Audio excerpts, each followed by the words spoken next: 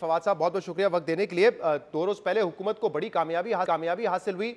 ना तो सिर्फ हुकूमत ने यह साबित किया कि मेजॉरिटी उनके साथ है, बल्कि 33 बिल भी पास हुए, जिसमें इलेक्शन से मुतल्लिक 2 अहम बिल हैं जिस पर तहरीक इंसाफ एक अरसे से बात कर रही थी। एक तो ईवीएम और दूसरा ओवरसीज पाकिस्तानीज को वोट का हक देना। तो पहले ईवीएम के हवाले से बात कर लेते हैं, क्योंकि अभी अभाम बाकी है कि क्या जो अगले इंतखाबात हैं, चाहे वो 2022 में हो या 23 में हो, वो मुकम्मल तौर पर सिर्फ ईवीएम के जरिए ही हो सकते हैं, या ये ऑप्शन अब भी मौजूद है कि ईवीएम की अगर तैयारी ना हुई हो तो फिर वो पेपर बैलेट से भी हो सकेंगे? तक मुकम्मल है, उसमें कोई ऐसी टेक्नोलॉजी का कोई इशू रह नहीं गया। अब तो मेरे ख्याल में तो जो हमारा NA 133 के ऊपर इलेक्शन हो रहा है और जो बाकी आगे बाई इलेक्शन आ रहे हैं, हमें चाहिए कि उनमें EVM इस्तेमाल करें, ताकि वो लोग जिनको मालूम नहीं है टेक्नोलॉजी क्या है, उनको डेमोन्स्ट्रेट हो जाए, वो उसके ऊपर देख लें, इत्मीनान करें, और ताकि अगला इलेक्शन मुकम्मल तौर के ऊपर जो है वो EVM के ऊपर हो सके। उसमें कोई प्रॉब्लम नहीं है ना होने। कल secretary election commission of Pakistan ने ये कहा है कि ये कबलस वक्त होगा कहना कि अगले इंतखाबात जो है वो ईवीएम पर हो सकेंगे या नहीं हो सकेंगे। उन्होंने कहा अभी भी मामला काफी पेचीदा है और काफी सारे चैलेंजेस हैं। दूर कर लेंगे, इसीलिए ये लेजिस्लेशन पास कराई है कि जो इलेक्शन कमीशन है और जो बाकी इदारे हैं मुतल्लिका, वो अपनी तैयारी मुकम्मल करें। इलेक्शन कमीशन को एक्चुअली 2017 में अगर आपको कि जब एक्ट पास हुआ था इलेक्शन का, तो उसी में ही EVM का तज़किरा कर दिया गया था, और इलेक्शन कमीशन को चाहिए था कि अब तक उसकी जो जिम्मेदारियां हैं इसकी डेमोन्स्ट्रेशन होल्ड करने की और एक पायलट प्रोजेक्ट्स करने की, वो मुकम्मल की जाती। लेकिन अब बदकिस्मती से यहाँ पे तमाम इदारे दूसरे इदारों को ठीक करना चाहते हैं, अपने इदारे को ठीक नहीं करना चाहते, जिसकी वजह से अभी भी उसमें जो है वो अभी मुकम्मल नहीं हुआ। तो मुझे उम्मीद है अब ये जो नई इलेक्शन कमीशन है ये इस मामले को यहाँ से आगे बढ़ाएगी। लेकिन जब कानून पास हो चुका है और आप कह रहे हैं कि बड़ा क्लियर है कि अगले इंतखाबात जो है वो पेपर बैलेट से नहीं होने हैं, ईवीएम के जरिए होने हैं, तो फिर सेक्रेटरी इलेक्शन कमीशन क्यों ये कह रहे हैं कि अभी ये कहना कबलस वक्त है कि इस पर हो पाएंगे या नहीं हो पाएंगे? पहले भी ECPA जो है अपने एतराज़ात दे चुका है इलेक्शन इलेक्ट्रॉनिक वोटिंग मशीन के हवाले से। एतराज़ात हैं इलेक्शन कमीशन के, वो तमाम के तमाम दूर हो चुके हैं, और अगर जो अभी भी इलेक्शन कमीशन को कोई और एतराज़ात होंगे तो वो हमसे गवर्नमेंट से रजू कर सकता है और वो दूर हो जाएंगे।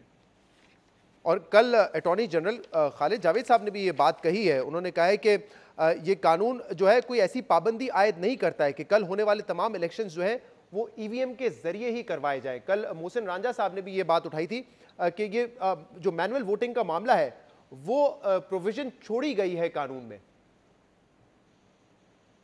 पड़ जाए और कहें कि हमने नहीं अगले करवाने, तो फिर मैं क्या कह सकता हूँ। लेकिन जाहिर अगले इलेक्शन पार्लियामेंट अपना फैसला दे चुकी है, वो इलेक्ट्रॉनिक वोटिंग मशीन पे होने।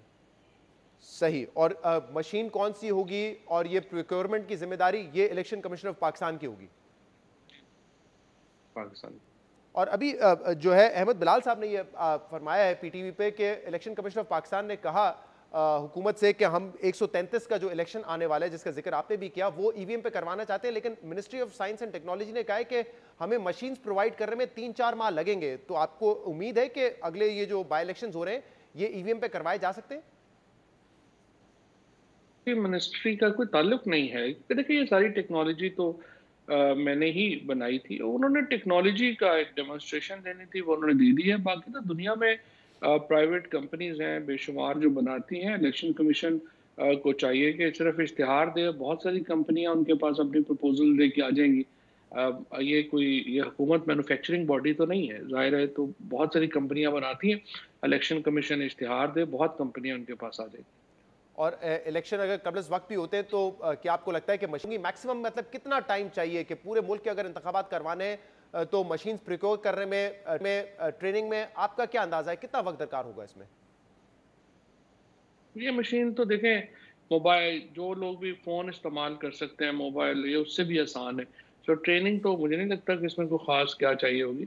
सिर्फ ये है कि इसकी जो प्रोक्योरमेंट है, क्योंकि आपको तकरीबन एक जो रफ एस्टिमेट है, आप समझें कि मुझे नहीं मालूम एग्जैक्टली इस वक्त कितने पोलिंग बूथ हैं, क्योंकि हर पोलिंग बूथ पे आपको एक मशीन चाहिए। तो जाहिर है कि वो चंद लाख मशीनें हैं। तो वो आपको मुख्तलिफ कंपनीज को जो जो भी आप अप्रूव करेंगे, जो भी मॉडल, उस मॉडल के मुताबिक फिर मुख्तलिफ कंपनीज को आपको ऑर्डर देने होंगे। दुनिया में बहुत कंपनीज बनाती हैं, तो उसके मुताबिक प्रोक्योरमेंट में मेरा ख्याल आप 6-8 महीने में आपको लगेंगे प्रोक्योरमेंट करते हुए। और ओवरसीज पाकिस्तानियों को भी वोटिंग का हक दिया हुआ है। ओवरसीज पाकिस्तानी पहले भी वोट कर सकते थे, लेकिन पहले उनके लिए जरूरी था कि वो पाकिस्तान आए और फिर वोट कास्ट करें। अब वो बाहर बैठे अपना वोट कास्ट कर सकेंगे। एग्जैक्टली मेथोडोलॉजी क्या होगी, क्या तरीकेकार क्या होगा, कैसे इनेबल करेंगे इसको? नादरा एक बहुत ही ज़बरदस्त इंस्टीट्यूशन है। उन्होंने अभी जो अपनी टेक्नोलॉजीज़ को जो अपग्रेड कर रहे हैं, उसके बाद वो फेशियल रिकग्निशन को और बायोमेट्रिक्स को जो है वो इकट्ठा करेंगे, और फिर वो जो बैरून मुल्क पाकिस्तानी है, वो अपने हलके में जो है वो आई वोटिंग के ज़रिए वोट कास्ट कर सकते हैं।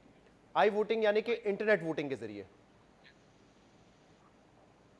और पाकिस्तान इस हवाले से पहला मुल्क होगा जो अपने ओवरसीज सिटीजन्स को ये इख्तियार देगा, ये राइट देगा कि आप इंटरनेट के जरिए वोट कास्ट कर सकते हैं, क्योंकि हमने भी कई मिसालें निकाली हैं जहां पे ओवरसीज सिटीजन्स को इख्तियार है कि वो वोट कास्ट कर सकते हैं, लेकिन इंटरनेट वोटिंग अभी तक किसी मुल्क ने इंट्रोड्यूस की नहीं है। फवाद साहब, तो है उसमें तो खैर तमाम वोटिंग ही इंटरनेट वोटिंग है, और इसी तरीके से जो बाकी ममालिक हैं उनमें ज़्यादातर जो ममालिक हैं अमेरिका वगैरह, वहाँ पर तो ये वोटिंग जो है ये उसके ज़रिए डाक के ज़रिए होती जी है, पोस्टल। पोस्टल बैलेट के ज़रिए होती है। तो इसको जो है ये है कि ओवरसीज़ पाकिस्तानीज़ को यानी ओवरसीज़ को अपनी वोट देने का ये इंटरनेट वोटिंग में डेफिनेटली पाकिस्तान पहला मुल्क होगा। और ये इस सिस्टम के हवाले से जो खदशात का इजहार ऑपोजिशन भी कर रही है और दीगर लोग कर रहे हैं कि अगर इंटरनेट होगी तो उसको आप हैक भी कर सकते हैं, वायरस भी आ सकता है, तो उसकी जो सिक्योरिटी और सीक्रेसी का मामला है उसको कैसे इंश्योर करेंगे? आपके ख्याल में ये कितना बड़ा चैलेंज होगा? होते हैं, लेकिन देखिए ना इतनी जो जो टेक्नोलॉजीज हैं, अब साइबर सिक्योरिटी टेक्नोलॉजीज भी बहुत एडवांस चली गई हैं। सो बुनियादी फैसला आपने यही करना है कि आपने अपने शहरियों को वोट का हक देना है या नहीं देना। जब आप फैसला करते हैं कि आपने उनको वोट का हक देना है, तो फिर उसके बाद उसकी साइबर सिक्योरिटी इंश्योर करना कोई इतना मुश्किल काम नहीं है। उसकी और बड़े तरीके जो हैं वो अब दुनिया में आ गए। तो फिर क्या वजह है कि दुनिया में इतने सारे तरक्की याफ्ता मुल्क जो है वो नहीं इस्तेमाल कर रहे? जैसे आपने खुद कहा कि अमेरिका वगैरह भी पोस्टल बैलेट के जरिए करता है, क्या वजह है कि वो सिक्योर नहीं कर पा रहे और आई वोटिंग का रिस्क नहीं ले रहे अभी तक? के ऊपर जो उनकी जो रवायती तरीके हैं, वो अमेरिका ने मिसाल के तौर के ऊपर ईवीएम तो उनके बहुत अरसे से यूज़ हो रहा जी। है। इलेक्ट्रॉनिक वोटिंग के ऊपर वो जाते हैं, इंटरनेट वोटिंग के ऊपर वो भी नहीं गए हैं। लेकिन एस्टोनिया, जिस तरह मैंने आपको कहा, वो तो 100% आई वोटिंग के ऊपर चला गया है। वो तो अपने शहरियों का वोट भी इंटरनेट के ज़रिए जो है वो लेते हैं।